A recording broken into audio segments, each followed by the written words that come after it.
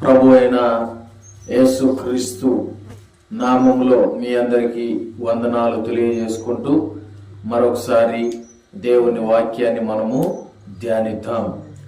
ముఖ్యంగా ఈ దినము చెప్పబడుతున్న విషయం ఏమిటంటే, మనము దేనిని బట్టి అతిశయించాలి, ఎవరి జీవితాలను బాగు చేసుకుందాం. పిల్లరా, మనము దేనిని బట్టి అతిశయించాలి అనేది ఈరోజు వాక్యం. ముఖ్యంగా ఈ లోక సంబంధమైన మనుషులు, అలాగే చాలా మంది ఎలా ఉంటారంటే అనేకముగా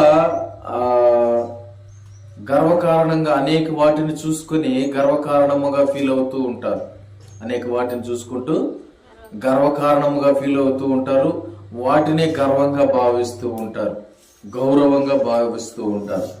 ముఖ్యంగా ఈ లోక సంబంధమైన మనుషులు ఎక్కువగా అతిశయించేది ఏమిటంటే, తమ జ్ఞానాన్ని చూసుకొని కొంతమంది అతిశయిస్తూ ఉంటారు. అతిశయించడం అంటే ఉప్పొంగిపోవడం, గర్వంగా ఫీల్ అవడం, ఈ అతిశయించడం అంటారు. అంటే తమకున్న జ్ఞానాన్ని బట్టి వాళ్ళు అతిశయిస్తూ గర్విస్తూ ఉంటారు, అంటే గొప్పలు చేసుకుంటారు.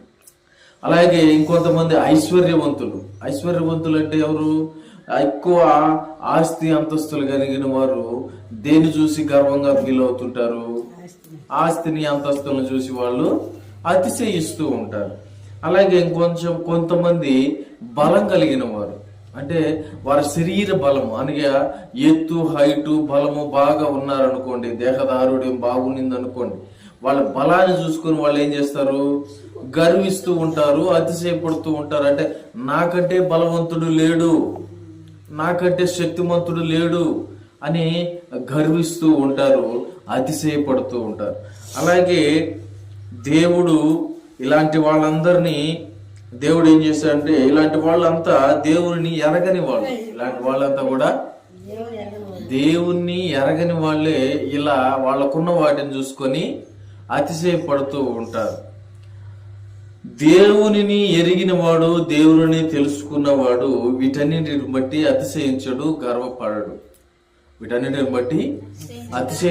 గర్వపడడు. అందుకే దేవుడు ఏం చెప్తున్నాడంటే, నీవు దేనిని బట్టి అతిశయించాలి అంటే, యిర్మీయా గ్రంథము 9వ అధ్యాయము 23-24 వచనాలు చదివితే అక్కడ క్లియర్ గా రాయబడి ఉంది. ఆ మాటను ఒకసారి మనం చదువుకుందాం. నేను చదువుతాను ప్రియులారా, మీరు జాగ్రత్తగా గమనించండి, పరిశీలించండి, పరిశోధించండి. అదే కదా వాక్యం చెబుతూ ఉంది. యెహోవా గ్రంథమును దివారాత్రము